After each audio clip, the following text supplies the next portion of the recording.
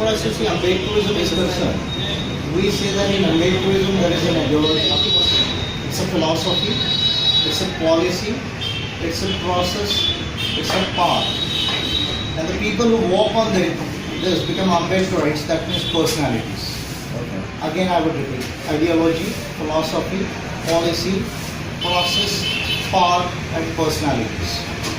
If I define Ambedkarism, I say it is a new revolutionary ideology of humanity.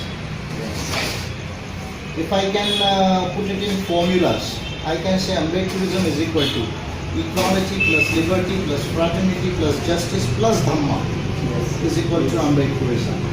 Second, Ambedkarism is equal to fundamental rights and human rights plus humanism plus international order of justice is equal to Ambedkarism. Ambedkarism is equal to humanism is equal to Dhamma. Okay, these are some of the formulations of Ambedkarism. So it's an ideology, philosophy and policy. And it's a movement for the reconstruction of world. Okay, wonderful.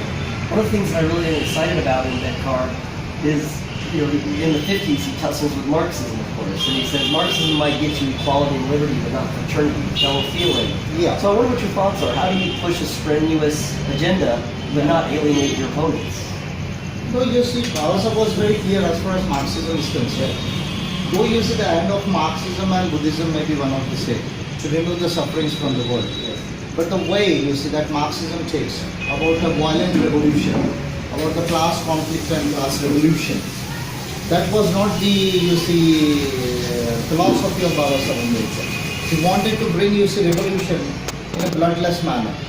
And you see, as far as Marxism is concerned, it speaks only about stomach. But Ambedkarism is also about stomach and nose and mind. That is what we say. That the economic man in Marxism, it's an incomplete man. Man does not live by bread alone. He also has a mind. So Baba Sahib was much concerned about the bread as well as the mind. That is the stomach as well as the mind. And the dignity, that is the nose. Yes, yes. Yeah. So what kind of tactics might you use to get your enemy on board? You know, this is the challenge, right? How do you win your enemy over through love? You see, we have, classified some of our, organizations which are having particular ideologies, like the communists and the Hindutva-Vadis. And of course the centrists, that is the Congress people also. So we do not have any sort of, alliance or any sort of, affinity with them. Yes. We fight it out on the basis of Ambedkarism with them, on the basis of policies and on the basis of movement. We do not align with them anyway. Okay. And we are not concerned about, whether they come on our path or not. But as far as the scheduled castes and scheduled tribes are concerned, the backward classes are concerned, the minorities are concerned, the women are concerned. So we work on these people for, building up the base of the Ambedkar movement. Because we are 1 billion Bahujans in India today. See, I think that's a real challenge Dewey and the Ambedkar face. Is how do you live with people that disagree with you, right? Because we are having a democracy in India, constitutional democracy. So now we are having much freedom and much rights also. Earlier, we were not allowed to speak due to the law of Manu. But now we are having fundamental rights and many guarantees as guaranteed by the constitution framed by Baba Sahib Ambedkar. So now there is a discourse in India. So no one can, challenge us and can, disallow us from speaking and working. So we live with them by challenging on discourse, on the basis of discourse of Ambedkarism. That is our methodology. Okay, yes. What do you know about his time with Dewey? Yeah. I'm always interested to see how he has a different piece of the puzzle. Yeah. His time in Colombia. Yeah. No, Baba Sahib had great regards for John Dewey, and he was his professor along with Golden Meissner and James Shortwell and James Harvey Robinson. So these were the professors there in Columbia. Yeah. But he was most enamored and impressed by Dewey. And he himself said that I owe so much of my intellectual life to Dewey. I feel some of the things that attracted Dr. Ambedkar as far as Dewey is concerned. Because when Baba Sahib went from India to US, he saw the caste and untouchability and the medieval order or the ancient order of caste and untouchability. That is what he said, it is a dead wood. Yes. Okay, but how to transform this? So optimism, of course, Baba Sahib was attracted to. One point that he was attracted to as far as Dewey's philosophy is concerned is optimism. But I feel along with optimism, he was attracted towards pragmatism. So optimism and pragmatism, reason and experience. These four things were the fundamental things, and social change and the development of human being. These are the six things of devious philosophy which attracted the most as far as Baba Saheb Ambedkar is concerned in Colombia. And, I've looked a little bit into the historical relationship between Ambedkar and his movement and communism. I don't know, what do you think about that? I mean, where is it at now? Are the Communist Party of India any part of the Ambedkar movement? No, communists, you see, of late, you see, they are agreeing in a way or other that caste is also the problem in India. Okay. Yeah, you see till Nambodri Prad and you see this, of late I feel a decade before they were not agreeing that caste is the central problem of India. Yes. They were saying that only class is the problem. But you see, class was there in Europe, not in India. You see, Indian society is caste ridden. Or rather, if I can say that Baba Saheb said caste class theory. That is what he said, that Trivarnikas form one class and the Shudras and the Varna Bahayas. The Shudras means students of the backward classes, OBCs. Varna Bahayas means scheduled caste, scheduled tribes and the denotified and nomadic tribes. And those who converted from these, those are the minorities. So they form a social class. That is what Baba Saheb said, servile classes. So Baba Saheb also put a caste class theory. But the communists, they were not agreeing on this. They were more enamored with the class theory of Europe. But of late, due to the Ambedkarite movement, they are agreeing that caste is also a problem. And in their own way, they are trying to address this problem. But that does not bring, you see, the communist parties on the board of the Ambedkarite people.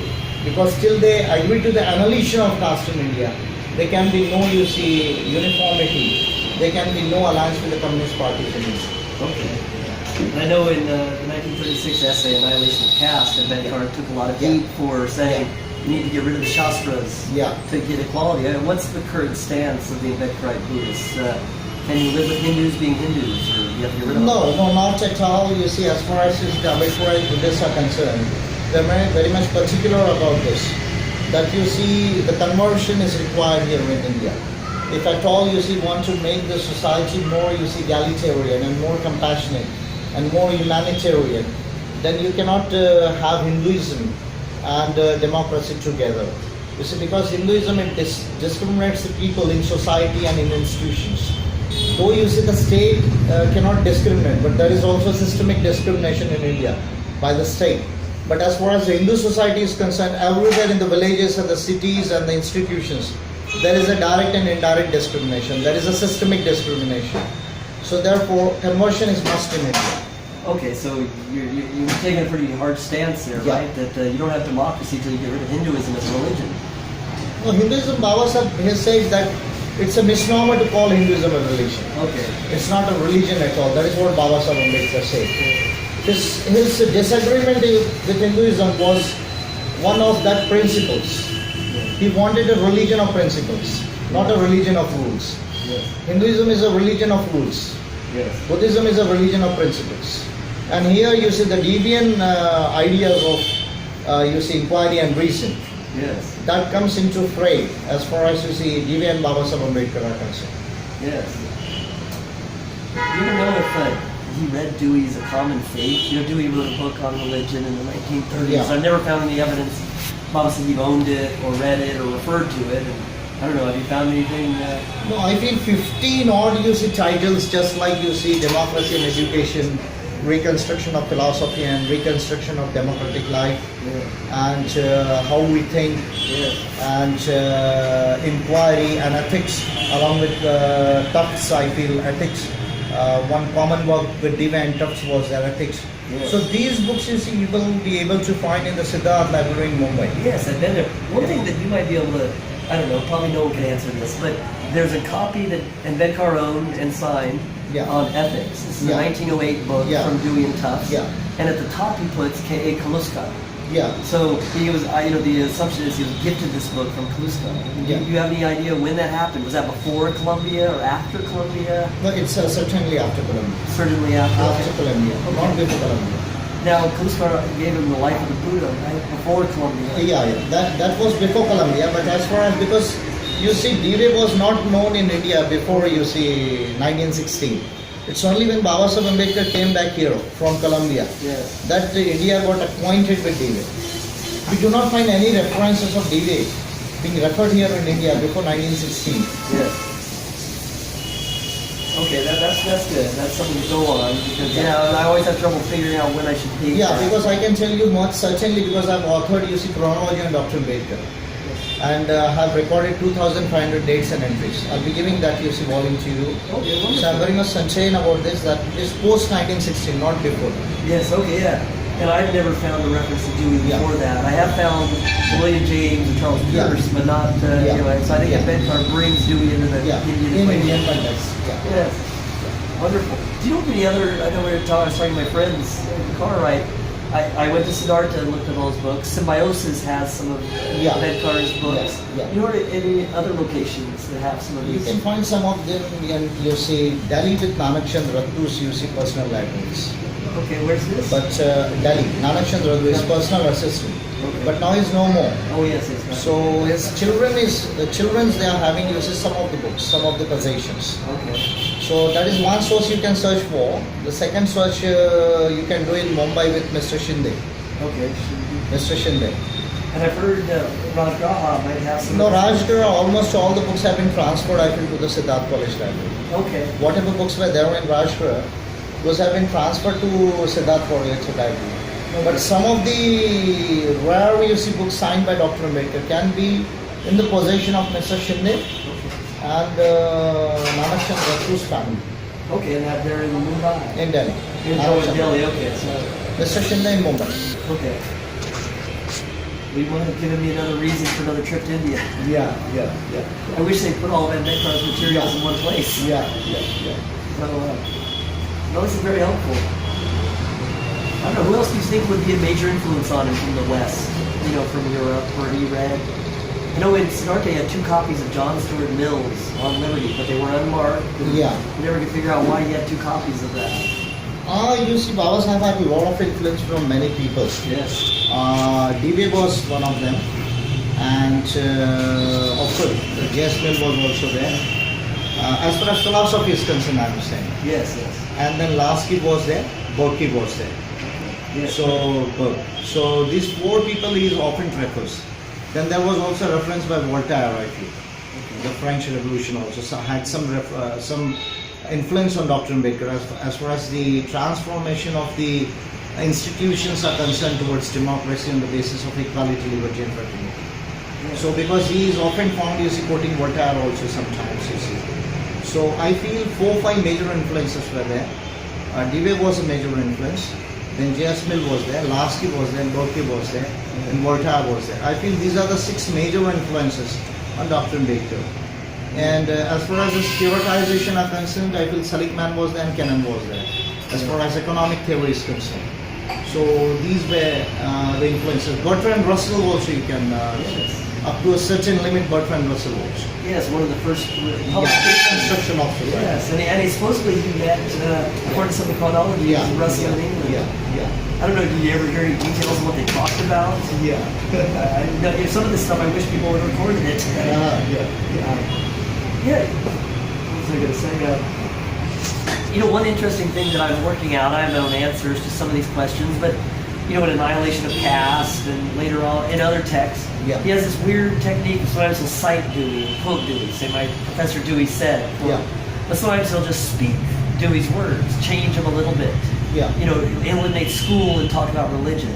But the rest of that paragraph is Dewey's words. You know why he'd do that? Why would he not cite Dewey as a source of this wisdom here? What function does that play? He's got to be gaining something from it. No, Dewey, you see, is cited in some of his personal, letters. Yes. And in his personal, experiences with the colleagues. Yes. So you can find, at least 8 to 10 references where he cited Dewey. Yes. But not while theoretizing. Yes. And here is what we have to understand. That Baba Sahib took the philosophy of pragmatism from Dewey. But he took the philosophy from Buddha also. Yes. We have to understand this thing. So, in the modern context, he took pragmatism from Dewey, but he took much more from Buddha. And I of course say that, as far as Ambedkarism is concerned, it is about the West and East and something more. Yes. So from the West, Dewey and Lasky and Burke and Voltaire, and from East Buddha, and an amalgamation of this, his own invention, that is what I say Ambedkar. Yes, yes. And therefore we find that you see, though he has quoted Dewey ab verbatim some of the statements as they are from the books, various books, particularly Democracy and Education, but he does not, you see, owes that particular philosophy from Dewey itself, because he has expanded that philosophy in his own context, from his understanding of the Indian reality and the world reality and Buddhism. Yeah. Therefore, there is a de-link between what he has taken from Dewey and what he has reconstructed in the philosophy. But I'm thinking a lot of his echoes, I call them echoes, of Dewey come in 1919 in Southborough Testimony, and then 1936 Yeah, of in course. Annihilation, where both of those he doesn't promote Buddhism. Even philosophy of Hinduism.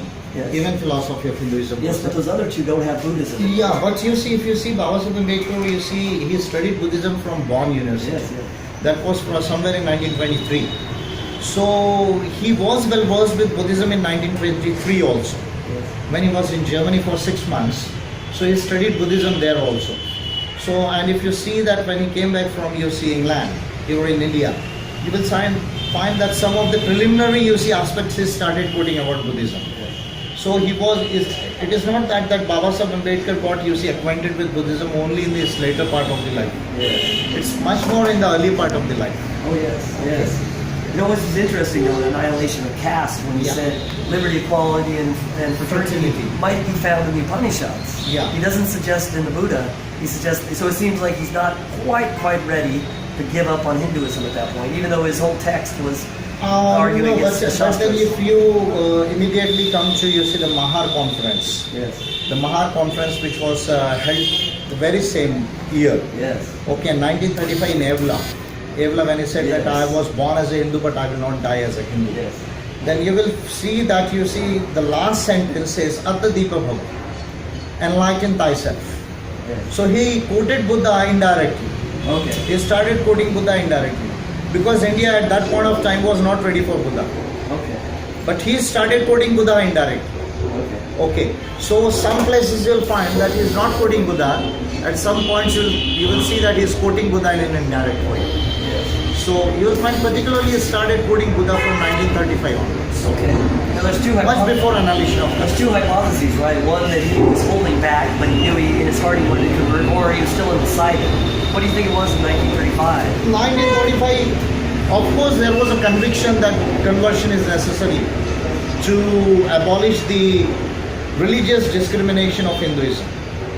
There is no other way out. We cannot reform Hinduism. We have to leave Hinduism. That was a conviction that came in 1935 before annihilation of caste. And therefore, he speaks about applying a dynamite to the Shastras. Yes. That dynamite is about killing the philosophy and the religion and order of Hinduism. Yes. But do you think in his mind what replaced the blown up structure was going to be Buddhism? I mean, some of the scholars I read say he did Almost so, decide. because if you see the Italian monk in 1936, Yes. after this conversion, you see declaration of Babasaheb Ambedkar. Yes. One Italian Buddhist monk came to convince Dr. Ambedkar. So the conversations with the Italian monk and with some of the localites like Medharthi from Uttar Pradesh, they very well give you a clue that in 1936 itself, when he experimented in the preliminary stages with Sikhism, Yes. and he then did not give a thought of embracing Sikhism at all. At that point of time, he was very much clear that Buddhism is the way out. Yes. Yeah, I know there are hints in his house name and all this stuff, but it's yes, Rajguru and all those things, so all are contemporary with that. Yes, yes. Yeah. So it's a fascinating story. Yeah. When he came back from roundtable conferences, after that he kept his name Rajguru. Okay. Yes. Now you mentioned he takes a lot from Buddhism. Yeah. The Buddhists, at least the reviews I read, right after Buddha and Dhamma came out, hated his reading of Buddhism. I mean, what do you think accounts for how some traditionalist Buddhists, reacted? No, his perception of Buddhism is not the way that the traditional Buddhism is. That is what sometimes we say it is an avyam. Yes. He says, he himself said that it is a new Dhamma. In Buddha's Dhamma he says that Buddha gave the new Dhamma. So Buddhism, what Babasaheb Ambedkar kept, it's much more, I will say, it is taken from, of course from the Tipitikas, from the Pali sources, but it has a philosophical, relation with the West. Yes. That is what I can understand. Yes. because he wanted to make Buddhism a modern religion, a new religion for a new world. That is what he said. Yes. So it's not the traditional Buddhism that people in Sri Lanka or Burma or Thailand they understand in the way. It's a new type of a religion for a new world. Yes. That is what he said, reconstruction of the world. Yes. Buddha He becomes. used Dive's word, reconstruction of the Yes. world. Yes. Yeah. Buddha becomes a great Deweyan Democrat. Yeah, yeah. So it's a wonderful vision of Buddhism. Yeah. I don't know how are relations between Buddhists and other countries and your movement? No, we have certain relations with the Buddhists, particularly from the Asian part and the European part also. And we have very good relations with them. But still, as far as you see the working relations, if I speak in the sense of geopolitics, the Buddhist world is not one world. As the European world is one world, Islamic world is one world as far as geopolitics is concerned. Buddhist world is not one world as far as the geopolitics is concerned. I feel so someone has to work on this aspect also, that the Buddhist countries can have their say about humanity and how the world order, a just world order, in the geopolitical sense that the world is going particularly between the West and East and Islamic bloc. Yes. One led by China, another led by US and Europe. Of course, now there will be some policy changes after Trump has, become the president of America. So, but someone has to take this initiative. Yes. I remember Baba Sahib in one of his 1950 speech, he said the big battle is between the gospel of Buddha and the gospel of Karl Marx. What do you think the battle is today? The battle today is not between Buddha or Karl Marx. Yes. The battle between today is between Buddha and, if I can say, social Darwinists, Okay, yes. libertarianisms, and of course the religious fundamentalism. Yes. It's not between Buddha or Marx. Okay. Buddha has a lot more enemies now. Yeah, Buddha will have to give an answer to the social Darwinists and libertarians Yes. and to the religious fanatics of Buddha. Yes. So you bring up Darwin. This jarred my mind. One of the important things, I try to think of how he's similar to Dewey, but often you think of how he differs. And one thing that I caught was Dewey often talks about Darwin, right? Darwinian science frames what Dewey says to philosophy. Yeah. You don't see appeals to Darwinism in Ambedkar, and one of the reasons I thought is because he's fighting a caste system that's been, hypothesized as natural. Yeah. So if he talks about things that are natural, people might already think this Yeah. impression is that. I don't know, why do you think Darwin was left out of a lot of the things in Ambedkar? By Dr. Mankar. Because Darwin's, this theory of evolution. Yes. Of course, this theory of evolution was basically a law of impermanence. That law of impermanence, what the Buddha said. So Baba Sahib was well versed with this law of impermanence. He said nothing is final, nothing is sanatan. Everything is subjected to change. So in Buddhism, law of impermanence is there. So I feel Darwin's theory of evolution is nothing new. Of course, he put in a biological context. Okay. But Baba Sahib did not agree with the social Darwinists, survival of the fittest. Yes. That is the major disagreement. He said that society wants not the fittest but the best. Yes. Okay. And therefore, this biological theory was much more having the danger of being appropriated for racial supremacy, survival of the fittest. Yes. That is what in a way or other Hitler and this whole Nazism worked upon. But of course Nazism was taken from Nietzsche's philosophy, and Nietzsche was influenced by Manu. Yes. Okay. So therefore Baba Sahib was not convinced with the theory of survival of the fittest. He wanted to make every human being a worthy entity for development and for fraternity and well-being of the world. So therefore he was not influenced by the Darwin concepts. Therefore it was left apart. Yes, and I know a lot of people in Sanskrit in philosophy try to say Purusha's evolution. Yeah. They try to co-opt Yeah. evolution. Yeah. So I see it might work against it. Yeah. Well, thank you so much, sir. I don't want to take too much of your time. This has been so wonderful. I love some of these hints, and I'm going to trace down the clues card a bit. I like that, the reading of it. Do you know of any other manuscript remains that might be lying around? Someone has. There are many manuscripts actually. Still 30% of the literature of Dr. Mankar is not published. Okay. This And would happen it's to you. lying in various places actually. But it's very difficult to unearth. Some of the institutions are having. Yes. Some of the major manuscripts are having with this family of Nanaksham Rakhi. Okay. And some in Europe, particularly Germany. Okay. Some in England also, you see the manuscripts are there. And in Germany and in you see Europe, you will find particularly England, you see some of the manuscripts are there. Okay. In India with the family of Nanaksham Rakhi. Yes. And then some of the manuscripts are there in Parliament itself. Okay. Parliament, because you see the minutes of the committees that he headed, some 20 committees he headed as well, while drafting the constitution. So all are not made public. So many you see, and the letter correspondences as the chairman of the drafting committee with the various provinces of India and with the countries abroad. Those are also not published. So some of the manuscripts are lying in the Parliament Library also. Okay. Wow. Yeah. It's the collected works are a wonderful resource, but I wish all this other stuff would get out. 30% till my estimate is that 30% of the literature is yet to be published. Okay. 30% of it is yet to be published. Yes. Yes. Well, if you ever find people that are about to publish this, push them towards it. No, but there is a committee over in Maharashtra which you see works on you see all these primary sources. Yes. But of late you see it is becoming difficult for them also to gather all the sources and work because it's very arduous work, a very lengthy work, and someone has to you see devote their time for you see unearthing all these things and bringing you see systematically editing them.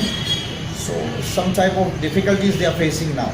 Yes. So, but many of the valuable resources are still not published. But what are the valuable resources there in US? Can you please tell us that some of the manuscripts are in US as I have not found anything by, well, the only things I found have been some notes from Dr. Ambedkar and others, mainly his classmates. Ambedkar just took notes a couple of days, so that at least let you verify. Okay. And then the other thing I found useful was at Columbia University, they have course registries of what courses were taught. So I took the transcript and came up with a list of who taught his courses and what was in the course, their description. Okay. So that's how I learned. He took 3 courses from Dewey. He took 2 courses from another philosophy teacher who doesn't matter much. But Okay. 3 from Dewey. What was the name of that teacher? The other one was Montague, I think, or something like this. But it's someone I'd never heard of. And he was an expert in this stream of philosophy. I haven't looked him up because Ambedkar never cites him. But yeah, I should look that up. But Dewey taught 3 classes that Ambedkar's on record taking. Okay. None of which, by the way, are Dewey's education class. Okay. And you look at Siddhartha, his copy of Democracy and Education is dated in his hand 1970 in London.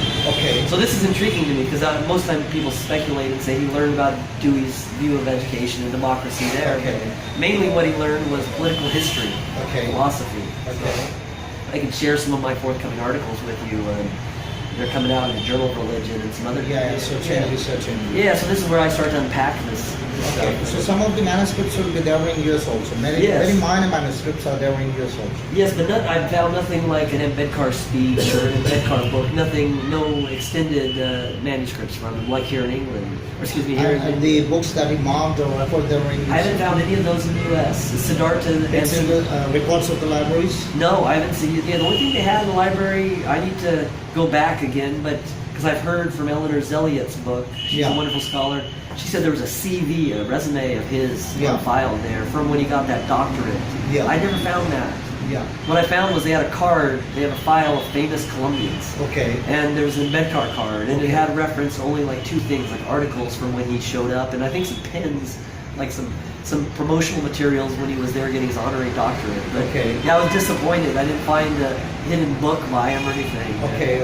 So, and the Columbia University honored him now, you see. Yes, and they have a statue of him, which I was finally able to get into the library and stand by. And the 100 most, you see, eminent Colombians. Yes. So how did they rank Dr. Ambedkar there in Colombia? I can't remember. I think he's in that ranking, but how did they rank? What are the criteria that they applied? I don't know. I haven't looked into the ranking. I know he's promoted on their website of famous Colombians, but so that's good. I don't know. What was the criteria? What attracted the Colombian University for? I'm sure it's the writing of the Constitution. Yes, of India. This is one thing I can't believe. I searched all of Dewey's correspondence, and I never find a letter where Dewey brags about his student. My student wrote the Constitution of a small town. What do you feel that while you see the United Nations was, you see, taking shape in 1945, and this whole UN Charter was taking place, and then General Smuts brought this whole concept of human rights there in the UN Charter, General Smuts, in the San Francisco conference. Okay. What do you think that, what missed Dr. Maker for bringing this whole philosophy and of rights, human rights in the Indian Constitution? I think he was enamored by the sense of equality and the Enlightenment thinkers like you cited, and then also Dewey. You know, Dewey in some ways continues on with liberty, fraternity, equality. So I think that's the key to understanding him, is that he was a Democrat, you know, in the sense that he loved democracy and equality. The democracy without rights, you see, it has not become successful anywhere in the world. Oh, no, yes. And therefore, UN is also saying now that human rights, democracy, and rule of law. Yes. That is the Trinity United Nations is speaking about. Yes, yes. So, the second aspect is that how America is enamored by Dewey now, the father of progressive education. Oh, yes. How will you classify that American mind? It's going in which direction now? As far as the philosophy is concerned. Yes, yeah, well, and not Trump. But yes, we'll see. I mean, there's always been in the last 50 or 60 years in the U.S. a turn towards experiential education, hands-on. Maybe not as much as Dewey wanted, but you see a lot of Montessori schools. You see even in regular schools the idea of kids have to be active. They don't just memorize for tests. So this is very Deweyan in origin. So we'll see how that plays out. What was the last experience of Dewey when he said that you see now no reform is possible in education also without a change in the order of America. Oh, yeah. That is what in the last part of his life, Dewey, he was very much particular about this, that a change in the whole American society and order is required for bringing a real change in the education system in America. Yes. And then So how America adopted the philosophy of Dewey as of date? America is on which part of philosophy? yes. Can we say it's a Devian pragmatism or libertarianism? That is what social Darwinism. What we can say about American now today? My own perspective on it is that it's not Deweyan in the full sense. Because Yeah. what Dewey stands for is not just political change, Yeah. not just educational change. Yeah. It's a sort of mental habit, how you Yeah. interact with others, Yeah. even people you disagree with, Yeah. in all forms of life, Yeah. from family to business to national Yeah. elections. So the U.S., when you look at how we deal with politics, is not on that path. We have Republicans who don't understand Democrats, Democrats who villainize and don't understand Republicans. People look at their own news sources that agree with them. So I think in many ways, India has democratic problems, America has democratic problems, but you know, the one I see in the U.S. is partisanship. You know, seeking to bolster your own party at the loss of the other side. And Mankar, right, in 1947 tells the students at Siddhartha College, in the parliament at Siddhartha College, you can't win over a majority by giving them a black eye. I don't think that's a lesson we get in America anymore. The way you win over your party, your opponents, is by beating them. But that really just creates stronger enemies tomorrow. So yes, in many ways, America needs a Mankar and America needs Dewey more. So How much Dr. Baker is known in America now? unfortunately, not much. Among my academic colleagues, for instance, I give a lot of talks trying to spread the gospel of Ambedkar. You know, how he's doing wonderful things. He starts with some ideas from Dewey and starts some ideas with Buddhism, but then does something unique of his own. Yeah. I try to impress upon them. He's a thinker to be taken seriously. I think But if in the any, academic role, Dr. Baker is known in US, I think. he is known. There are people, there are But academics. is the general masses, it's... No, the general public will not know him, and many academics don't know of him. Okay. I'm afraid to say. Okay. They may know of Gandhiji, but they won't know of Ambedkar. Okay. So I'm trying to fix that by writing stuff on Ambedkar and showing Okay. how important he is. Okay. I think some that know him will say he's a politician who wrote a constitution, and that's underselling what Baba Sahib was about. Yeah, that's a big misnomer actually. Yes, so I mean, some of our role is political and intellectual like you do, some of it's just purely Yeah. writing books and intellectual like I, but I think we're all invested in making... He's a philosopher of the world actually, a new world. That is what he said, 6 things. That is the discourse of my intellectual biography. Yes. He said, new social order, new India. Then reorganization of India, reconstruction of world. Then for the world he said democracy, democratic world order, new world order. Then the modern world and new world. Yes. That is what Baba Sahib Ambedkar's philosophy deals with. Yes. From India to world. So it's a misnomer to understand him is only as a politician or only as a jurist. He was much more than that. Actually the philosopher of the world. And the West must try to look Baba Sahib Ambedkar from that perspective. That today Marx is not the philosopher. Today Baba Sahib Ambedkar is the philosopher of the world. Yes. Because he spoke so much about the new world, modern world, and the new world order and the democratic world order. Much before you see democracy was on its rise in the world. Yes. And much more before you see this whole concept of a new social order and new world took place in the world. So I feel he was a great philosopher and a great revolutionary also. Yes. Baba Sahib Ambedkar. Yes. And we have to see him from that perspective. That would be much better, right? Yes. Here's a question that I don't think we can answer. Yeah. But Dewey went to China in 1919 to 1921, Yeah. where one of his students was Husserl. Yeah. Was a student right after Ambedkar left Columbia. Husserl went to Columbia. And so Husserl and his followers arranged lectures for Dewey. Dewey Yeah. was a superstar. And then after Dewey left, Husserl pushed the Deweyan agenda. Obviously, the communists won. Mao was a note taker during one of Dewey's talks, so he heard Dewey. So Dewey lost. Yeah. The communists put a propaganda campaign out. So one question in my mind is, why did Deweyan views of democracy in some form survive in India, thrive? They formed the constitution in some ways, Yeah. but then lose in China. I need this. Because Dewey became a movement here in India through Dr. Ambedkar. Okay. In China, it could not become a movement. Yes. Here you see the Ambedkarite movement took the deviant thought to its logical conclusion of reforming the Indian caste system by the way of constitution and democracy.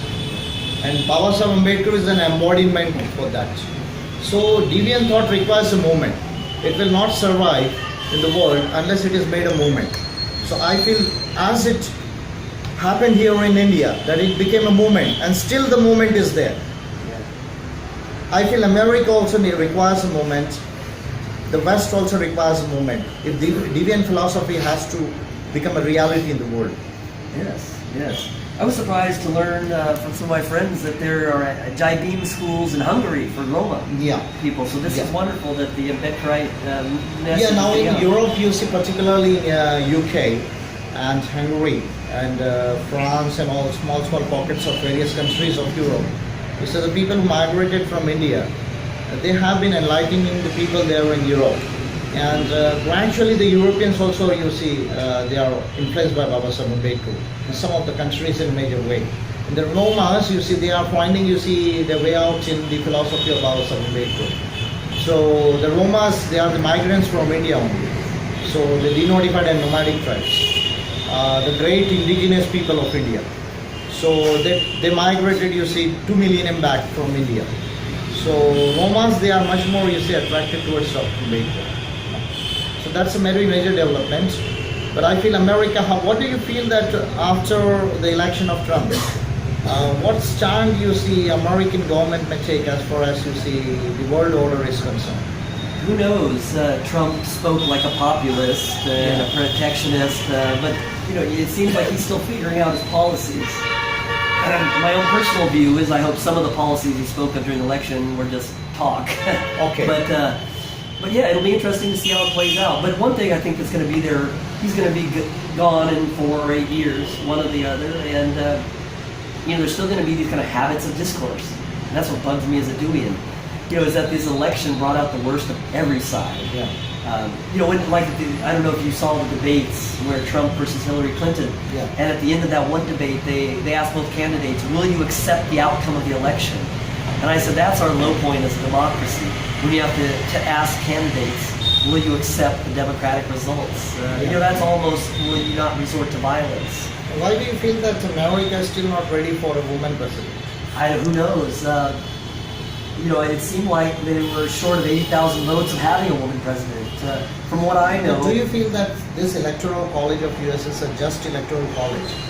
Whereby only a difference of how many votes It difference? was like 80,000 in 3 states, from my recollection. I don't know all the I think polls. this electoral system is not a representative electoral system. Yes, the danger, there's always pluses and minuses to each side, right? But the dangers of getting rid of the electoral college is you could have candidates who just focus on big cities and big states and leave out rural communities. So some of the advocates for the electoral college say it protects against demagoguery, which may not have done this time, but also protects smaller states. But it'll be interesting to see if it's changed. A few years ago, when the Democrats were in power with Obama, they changed the filibuster rules to make it harder for a minority group in Congress to stop debate. And that's really worrisome, because that is a rule that no majority will ever want to change back, to harm their own interests. So the danger is you got to watch out when you make these changes in the heat of this moment. What happens 10 years later when that electoral college, you realize it was a good way to do it. So that's my complex way of saying I'm not sold that was our problem.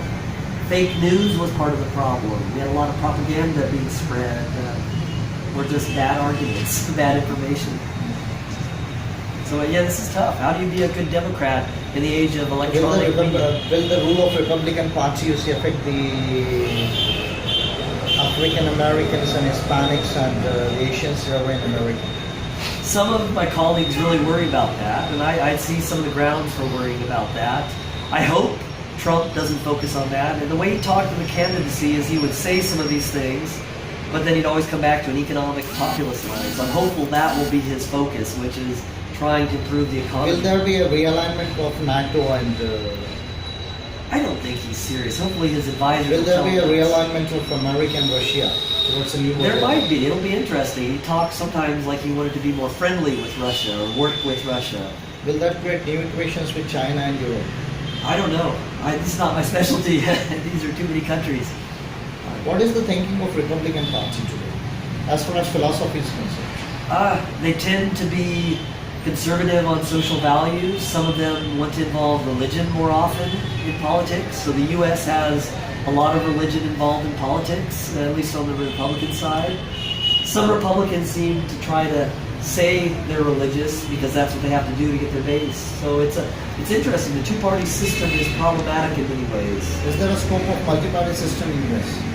No, I don't think there's any hope for this. The Independent Party did better than usual, but it still didn't get enough percentage. The philosophy and policy of Democratic Party is more closer to deviant philosophy? I probably would say yes.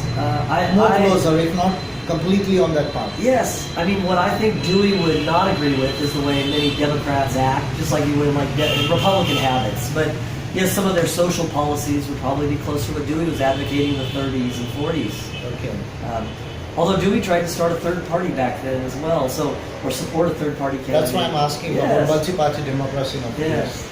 But again, I don't think there's much hope for that. The parties have made it such where they're the only contenders. They're the main ones in the debate. They're the main ones in advertising. There is third party also contending, no? This time also the Yes, there's an independent. What's the name of that party? Independent, I believe, and Green. Okay. So there's two different candidates that complexified the vote. Okay. Ross Perot was a major one years ago with his own party. Okay. But one of the objections is these third parties just take votes from one of the other sides. So, for instance, Hillary Clinton might make an argument that the third parties took votes from her, not from Trump. So today, as far as philosophically is concerned, America is how much far away from Dewey as a nation? Yes, I think it's probably 40% close to Dewey. It's split. There's some Democrats that go beyond Dewey. There's some Republicans that overlap with Dewey. Okay. But if I had to put the majority of it, more Democrats probably aligned with what Dewey was after. Some Republicans, unfortunately, think Dewey was for Marxism. Kind of like Mankar had to define himself with Marxism. He was for socialism and not Marxism. So some Republicans tar Dewey with the Marxist badge. But in many ways, Democratic and Republican politics are ignorant of philosophical bases like Dewey. They have their own views on things and they detach it from philosophy. You here in India have a lot more, you have deeper roots behind your political positions, for good or for bad. Yeah. In India, you see there are multicolors actually.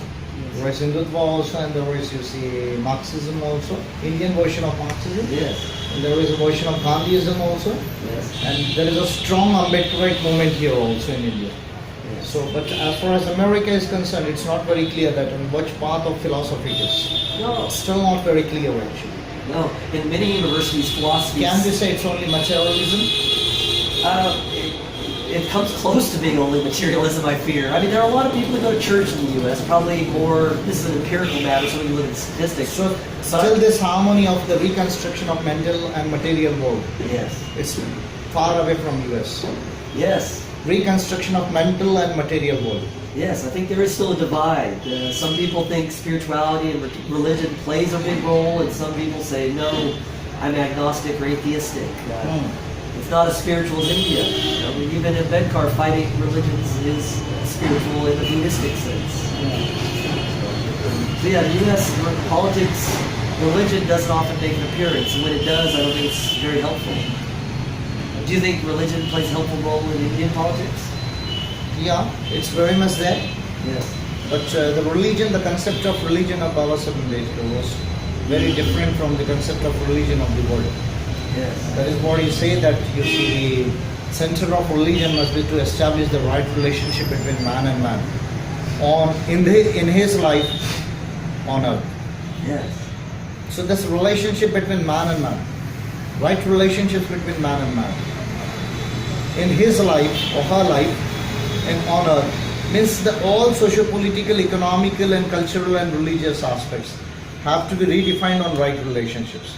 Then he said that the center of religion is man and morality, not God or soul. Yes. And the object of religion is to reconstruct the world and to make it happen. Yes, make it a better place for your purposes and your everyone's purposes. So this concept of religion of Dr. Ambedkar is totally different from the understood religious concepts of Christianity or Islam or even Buddhism for that matter in the traditional sense. Yes, that's the key thing. Is in America, I see some Christians that are very ego-focused, and some Christians that look at Christianity as a good way to orient yourself and give value to your fellow humans. Yeah. So, you know, say I'm sure Buddhism, there's egoistic Buddhists, and then there's very, like Dr. Mankar, very enlightened Buddhists who want to share it with everyone. So this is, I think, a duly point. How do we get the right mental habits to orient us correctly with community members versus making us opponents? Yes. Well, thank you so much for your time. I don't want to keep you here all night. I'm very happy to have you here actually. I'd like to just give some of my books to you actually. Wonderful. I will definitely cite them in my work. Yeah. वो chronology, intellectual biography और पुनः pack का book निकाल तीनों book निकाल intellectual biography और chronology और पुनः पैक का बुक और ये छोटा ये भी निकाल लीजिए शायद. Yes, that would be very helpful, especially the chronology and the biography. These would be good because you know, I'm sure you have a section in there in Colombia, which I can offer. Yes, and the chronology of events, it's tough to figure out all the things you did. So these kind of things are invaluable. It's necessary. Yes. So when you'll be completing your project? Probably finish writing by May. May this year? Yes, and then the slow process of publication. So I bet you it'll be published in 2018. 18. Yes, the academia has a way of slowing things down. Published from which publication? I'm going to try for English or American public, you know, either Oxford or Cambridge that has distributors over here. So, okay. So hopefully you'll be able to see it. Otherwise, I'll give you word on it. No, it's okay. It's okay. It's okay. I heard that. Yeah. They're very much confirmed about that. It will come in India. Yes, Then you see standard books on Dr. Ambedkar do come here when India. Yes, then you have many people who care about Dr. Ambedkar. Yeah, yes. Well, thank you so much.